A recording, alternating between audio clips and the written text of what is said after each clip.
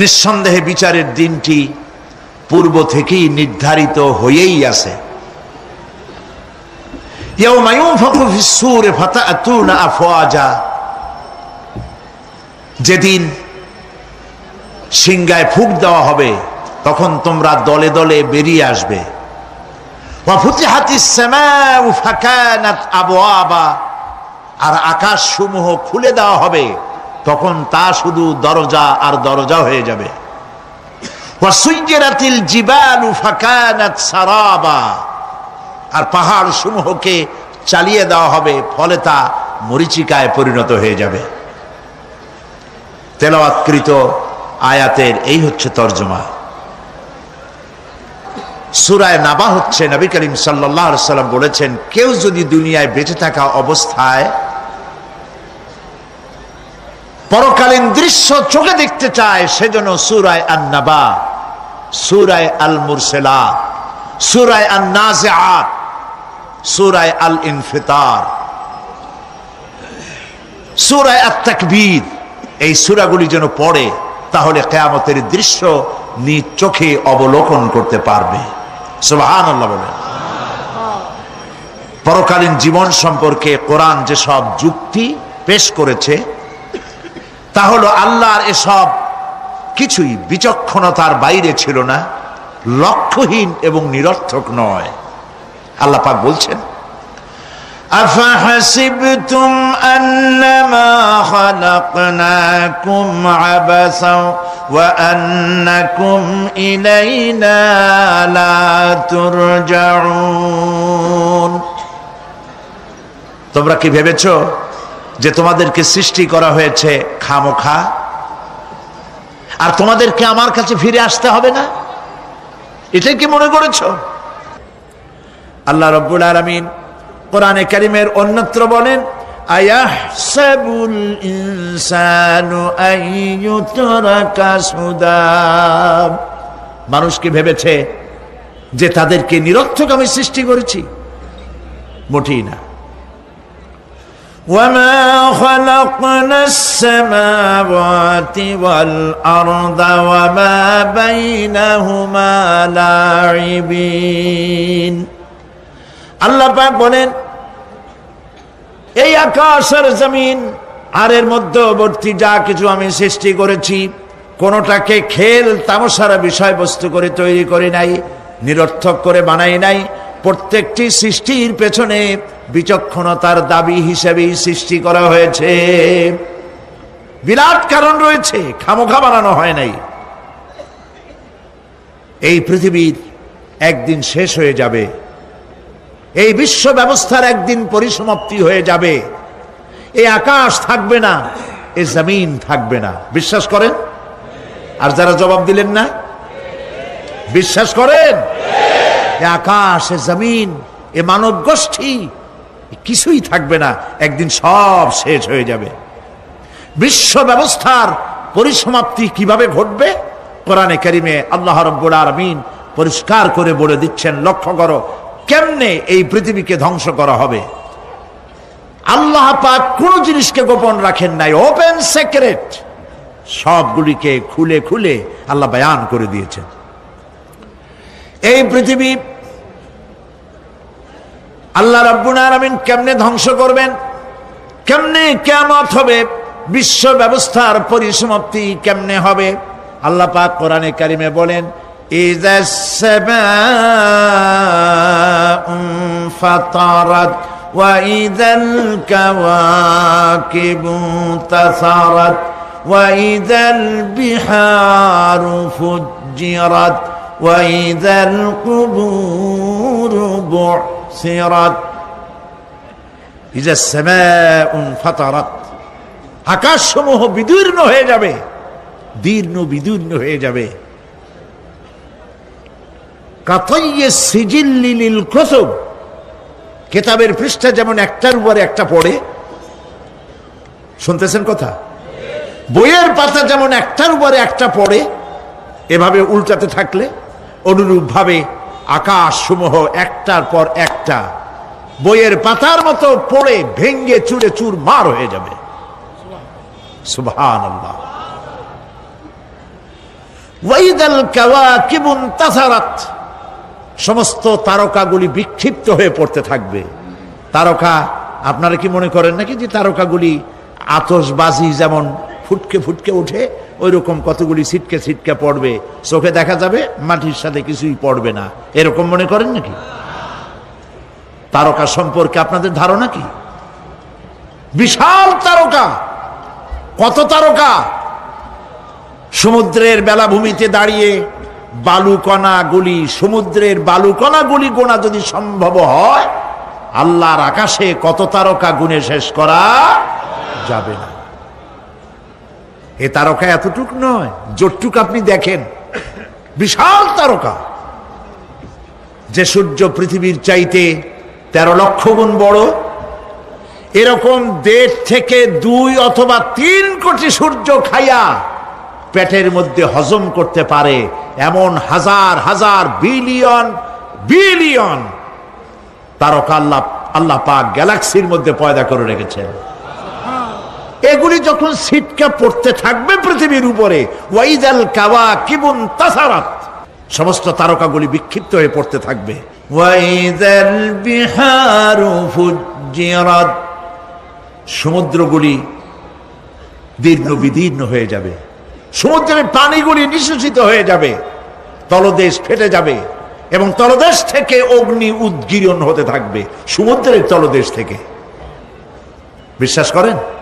এই মাটির মধ্যে আছে না আগুন, পাথর পোড়াইয়া আলকাত্রার মতো লাভা বানাই দিতে পারে এমন প্রচন্ড উত্তপ্ত আগুন রয়েছে মাটির ভেতরে। সমুদ্রের পানিসমূহ নিঃশেষিত হয়ে যাবে, দীর্ণ বিদীর্ণ হবে, সেখানে আগুন জ্বলতে থাকবে। কি ভয়াবহ দৃশ্য হবে! আর কবরের মধ্যে যা কিছু আছে কবরগুলি তা উদ্গীরণ করে দেবে। অন্য সূরার মধ্যে আল্লাহ পাক বলছেন, ইযাশ শামসু কুমিরাত ওয়া ইযান নুজুমুন কাদারাত ওয়া ইযাল জিবালু সুজ্জিরাত, যখন সূর্যকে ঢেকে দেওয়া হবে, বিশাল সূর্যটা হারায় যাবে আর তারকাগুলো বিপর্যস্ত হয়ে যাবে, পাহাড়গুলিকে চালিয়ে দেওয়া হবে। فَإِذَا النُّجُومُ طُمِسَتْ وَإِذَا السَّمَاءُ فُرِجَتْ وَإِذَا الْجِبَالُ نُسِفَتْ, যখন তারকা স্থিমিত হয়ে যাবে, তারকাগুলিতে কোনো আলো থাকবে না, আসমান বিদীর্ণ হবে, পাহাড় সমূহ উড়িয়ে দেওয়া হবে। সুবহানাল্লাহ, পাহাড়গুলি উড়ায় দেওয়া হবে। অবস্থা লক্ষ্য করেন, আকাশ ভেঙে ভেঙে পড়তেছে, তারকাগুলি বিক্ষিপ্ত হয়ে পড়তেছে, সব সমুদ্রের পানি শেষ হয়ে গিয়েছে, সমুদ্রের তলদেশ ফেটে ফেটে অগ্নি উদ্গীরণ করে দিচ্ছে, সূর্য ঢাকা পড়ে গেছে। মহান আল্লাহ রাব্বুল আলামিন বলেন, শুধু সূর্য ঢাকা পড়বে না, মানুষেরা দেখতে পাবে فَإِذَا بَرِقَ الْبَصَرُ وَخَسَفَ الْقَمَرُ وَجُمِعَ الشَّمْسُ وَالْقَمَرُ, যখন চক্ষু বিস্ফারিত হবে, মানুষের চোখগুলি ছানা বড় হয়ে যাবে। এই দৃশ্য দেখে চাঁদে আলো নাই, সূর্যতে আলো নাই, চাঁদ আর সূর্য দুটি একাকার হয়ে যাবে। আল্লাহ পাক বলছেন, ওয়া হুমিলাতিল আরদু ওয়াল জিবালু ফাদুক্কাতা দাক্কাতান ওয়াহিদা, জমিন আর পাহাড়গুলোকে এর মধ্যে সংঘর্ষ বাঁধিয়ে দেওয়া হবে, পাহাড়গুলি উঁচু করে মাটির উপরে আছাড় মারা হবে, একই আঘাতে পাহাড়গুলি চূর্ণ বিচূর্ণ হয়ে যাবে। সুবহানাল্লাহ। এই কথার মধ্যে কোনো ভুল আছে? কেবলমাত্র কাফের, বেঈমান, তাদের কলিজায় এ কথা ভয়ের সৃষ্টি না করতে পারে। ঈমানদারদের কলিজা ফেটে যাওয়ার কথা। কি ভয়াবহ দৃশ্য! তারকা পড়তেছে, আকাশ ভাঙতেছে। খালি রাশিয়ার একটা রকেট বহু বছর পর্যন্ত মহাশূন্যে উঠতেছিল। একদিন পত্রপত্রিকায় দেখতে পেলাম ওইটা ভাঙ্গে পড়বে, ওইটার মেয়াদ শেষ হয়ে গেছে, ভাঙ্গে পড়বে।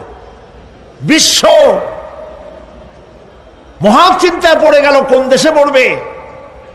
যদি কোনো দেশের উপরে পড়ে সে দেশ শেষ হয়ে যাবে, বিল্ডিং, মানুষ, স্থাপনা সব চূর্ণ বিচূর্ণ হয়ে যাবে, ভয়তে অস্থির।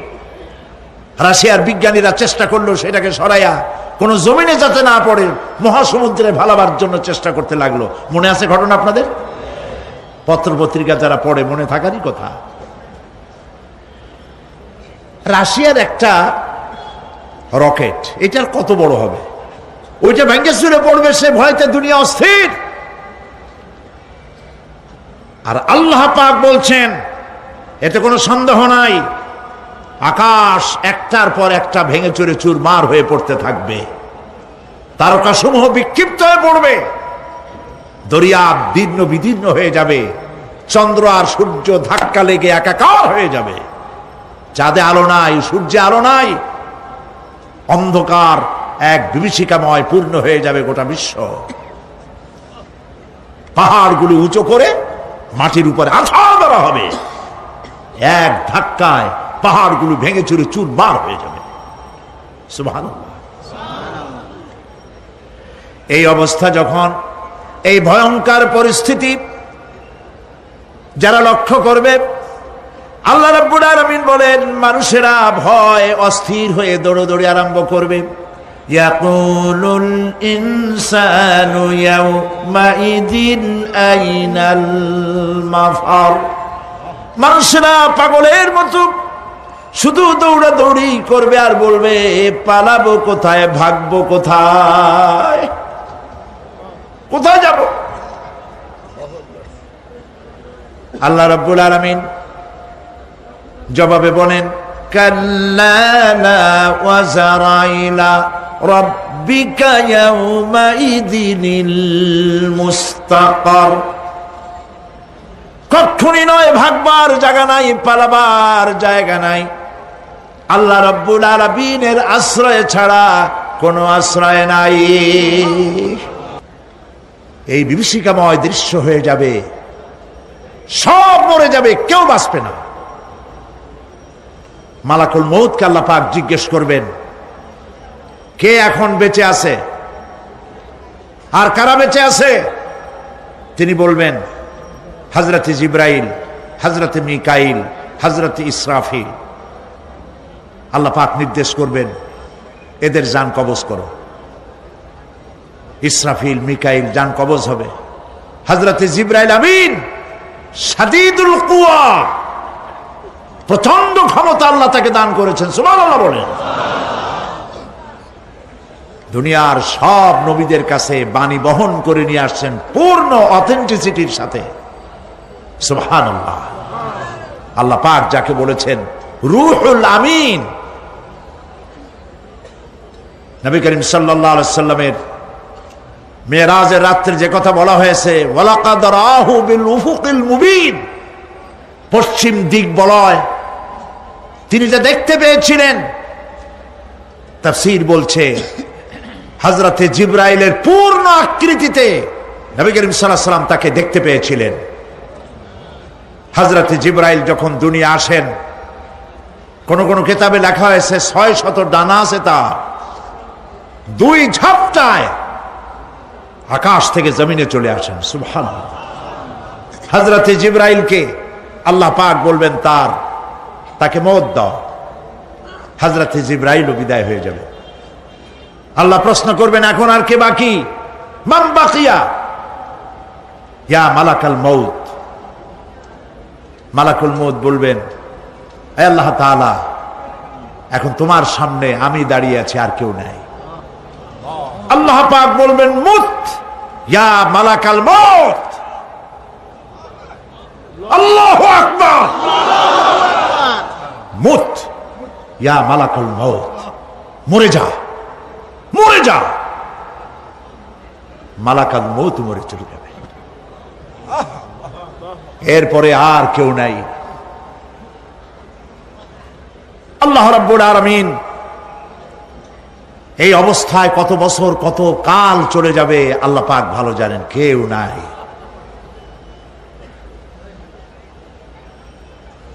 আজকের রাজত্ব কার? আল্লাহ প্রশ্ন করবেন, আজকের রাজত্ব কার? আল্লাহ পাক আওয়াজ দিবেন, বলবেন আজকের রাজত্ব কার? কোনো জবাব নাই, আকাশের নাই, জমিনের নাই, আকাশও তো নাই, কারো কোনো জবাব নাই। আল্লাহ পাক বলবেন লিল্লাহি ওয়াহিদুল কাহ্হার। আজ একমাত্র রাজত্ব হচ্ছে পরাক্রমশালী আল্লাহ রাব্বুল আলামিনের। আল্লাহ পাক বলবেন ইয়া দুনিয়া আইনা সুজারুকি, হে পৃথিবী তোর গাছগুলা কই? ইয়া দুনিয়া আইনা জিবালুকি, হে পৃথিবী তোর পাহাড়গুলা কই? আইনাল জব্বারিন, স্বৈরাচারেরা কোথায়? কারো কোনো জবাব হবে না। আল্লাহ পাক এরপরে আবার মানুষগুলিকে জিন্দা করবে। সুবহানাল্লাহ। ওয়া ইযাল কুবুরু বু'সিরাত, যা কিছু মাটির মধ্যে লুক্কায়িত ছিল সবগুলি আল্লাহ পাক বের করে নিয়ে আসবেন। হাসরের ময়দান হবে, উপস্থিত হবে সমস্ত মানুষ, কেউ পলায়ে থাকতে পারবে না কোথাও। কুমিরে যারে খাইছে, বাঘে যারে খেয়েছে, আগুনে যারে পোড়াইছে, পানিতে যে পচে গেছে, পোকামাকড়ে যারা খেয়েছে, কোনো পথ নাই। সবাই আল্লাহর দরবারে উঠবে, পায়ে জুতা নাই, মাথায় কাপড় নাই, পরনে কোনো কাপড় চোপড় নাই, উলঙ্গ উলাঙ্গিনী। উম্মুল মুমিনিন হযরতে আয়েশা সিদ্দিকা রাদিয়াল্লাহু তাআলা আনহা, নবী করিম সাল্লাল্লাহু আলাইহি ওয়াসাল্লামের জবান মোবারকে এটা শুনে কেঁদে ফেললেন। বললেন ইয়া রাসূলুল্লাহ, আমারও কি সেই অবস্থা হবে? তিনি বললেন হ্যাঁ। উম্মুল মুমিনিন বললেন ইয়া রাসূলুল্লাহ, তখন কি আমার শরম হবে না? আল্লাহর নবী বললেন কিয়ামতের এই বিভীষিকাময় দৃশ্য দেখে মানুষ মানুষের দিকে তাকাবার কোনো হুঁশ থাকবে না। সব মানুষ উপরের দিকে তাকায় থাকবে, নিচে তাকাবার কারো কোনো ক্ষমতা থাকবে না। মানুষ অস্থির হয়ে যাবে।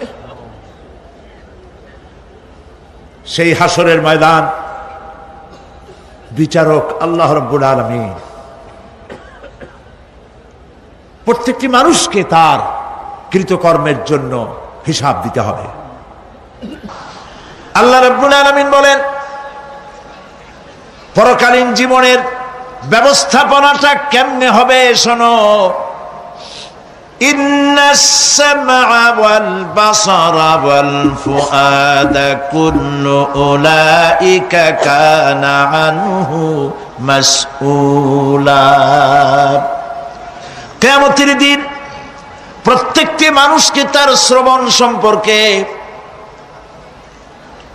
তার দৃষ্টি সম্পর্কে, আর অন্তঃকরণের কল্পনা সম্পর্কে প্রত্যেকটি ব্যাপারে আল্লাহ পাক জিজ্ঞাসা করবেন। কান দিয়েছিলাম, কি শুনেছো? যা শুনছো তা আমল করেছো কিনা? আমার নিষেধ করা জিনিসগুলি শুনছো নাকি? কানের জবাব দিতে হবে। কান আল্লাহ পাক দিয়েছেন, সুবহানাল্লাহ। আল্লাহ পাক দিয়েছেন কান। এই কান দুটো যার নাই, কান আছে শুনতে পায় না, কত বড় কষ্টে আছে সে। মানুষে চিল্লায় কথা কয়, সে বুঝেই না। আছে না এমন? এই কানের সম্পর্কে প্রশ্ন করা হবে, শ্রবণ সম্পর্কে, দর্শন সম্পর্কে প্রশ্ন করা হবে। যা দেখতে নিষেধ করেছি সেগুলো দেখছো নাকি? এর শুকরিয়া আদায় করেছো নাকি? দুটি চোখ, এর শুকর আদায় করা কি সম্ভব ভাই? আদায় করা সম্ভব? এই দুটি চোখ যদি না থাকতো আমার গর্ভধারিণী মাকে দেখতে পারতাম না। এই সুন্দর চোখ দুটি যদি আল্লাহ না দিতেন, আল্লাহর এই সুন্দর সৃষ্টি দেখা থেকে বঞ্চিত হয়ে যেতাম। আল্লাহকে বলি, মনিব, হে বিশাল আকাশের মালিক, তুমি দয়া করে না চাইতে আমাদের শরীরে যা দিছো নিয়ামত মৃত্যুর আগে ছিনায় নিও না। দুটি চোখের শকর আদায় করতে পারবো না। চোখের মধ্যে পানি আছে, কান্নার পানি না, সব সময় চোখে পানি আছে। চোখে আমরা পলক দেই না? কত কুদরত আল্লাহ পাকে। এই পৃথিবীতে দিনে রাতে অসংখ্য পলুয়েশন, রোগ জীবাণু সমানে উঠতেছে। এখন যদি মাইক্রোস্কোপ যন্ত্র এখানে থাকতো তাহলে দেখতেন এই পরিবেশটা কত দূষিত, কত পলুয়েশন, কত জার। এগুলি নাকের মধ্য দিয়ে পেটে যাচ্ছে, চোখের মধ্যে ঢুকতেছে। ক্রমাগত চোখের ভিতরে ধুলাবালি ঢুকবে, আর পরিষ্কারের কোনো ব্যবস্থা যদি না করা হয় চোখের দৃষ্টি নষ্ট হয়ে যেতে পারে। এই জন্য আল্লাহ রাব্বুল আলামিন চোখের ভিতরে মেডিসিন রূপী এক প্রকারের পানি রেখেছেন, আর অটোমেটিক চোখের পাতা ওঠানামা করে প্রতি মুহূর্তে চোখকে ক্লিন করে দিতেছে। এই চোখ সম্পর্কে আল্লাহ রাব্বুল আলামিন প্রশ্ন করবেন, অন্তঃকরণ সম্পর্কে প্রশ্ন করবেন। জবাব দেওয়া সেদিন বড়ই কঠিন হয়ে যাবে। এই জন্য আল্লাহ রাব্বুল আলামিন দুনিয়াবাসীকে সতর্ক করে দিচ্ছেন। তিনি আরো বলছেন, ওয়ালাকাদ খালাকনাল ইনসানা ওয়া না'লামু মা তুওয়াসবিসু বিহি নাফসু ওয়া নাহনু আকরাবু ইলাইহি মিন হাবলিল ওয়ারিদ। মানুষ সৃষ্টি করেছি আমি, তার অন্তঃকরণে কি চিন্তা হয়, কি কল্পনা হয় তাও জানি আমি। আর আমি আমার বান্দার যেই সাহারাগের উপরে মাথাটা খাড়া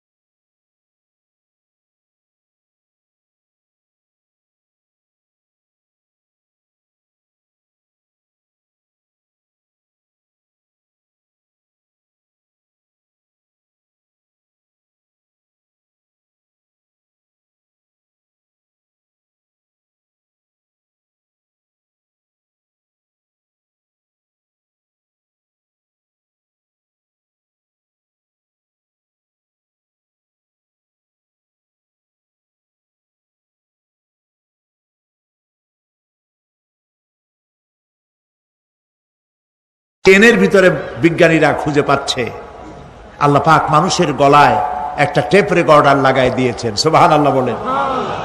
সেই টেপ রেকর্ড আমার এই যে বক্তৃতা ভিডিওতে ধারণ করা হচ্ছে, টেপে ধারণ করা হচ্ছে। এই বুদ্ধিগুলি কে দিছে? আরে ভাই কথা বলবেন তো আল্লাহর নাম জোরে না। এই বুদ্ধি কে দিয়েছেন? যে আল্লাহ বুদ্ধি দিয়ে আপনার আমার কথা রেকর্ড করাইতে পারে সে আল্লাহ পাক আপনাদের আমার সাথে অদৃশ্য একটি টেপ রেকর্ড গলার মধ্যে ঝুলায় রাখছেন। এটা বিশ্বাস করবেন না?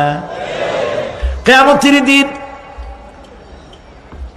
এই রেকর্ড তার সামনে আল্লাহ পাক বলেন একটা কিতাব ওপেন করে দেব, তারপরে বলা হবে ইকরা কিতাবাকা কাফা বিনাফসিকাল ইয়াউমা আলাইকা হাসিবা। তাকে বলা হবে নিজের কর্মলিপি পড়ে দেখো, আজ তুমি নিজেই নিজের হিসাবের জন্য যথেষ্ট। পড়ো। কোথায় যাবা? জাহান্নামে যাবা না বেহেশতে যাবা? তুমি নিজেই তোমার হিসাব করার জন্য যথেষ্ট। সুবহানাল্লাহ। সেদিন কোনো সাহায্যকারী পাওয়া যাবে না, ওকালতি করার জন্য কাউকে পাওয়া যাবে না। বিশ্বাস করুন, বিশ্বাস করুন, কোন পীর সাহেব, কোন খাজা বাবা কিয়ামতের দিন আপনার আমার উপকারে আসবে না, আসবে না, আসবে না।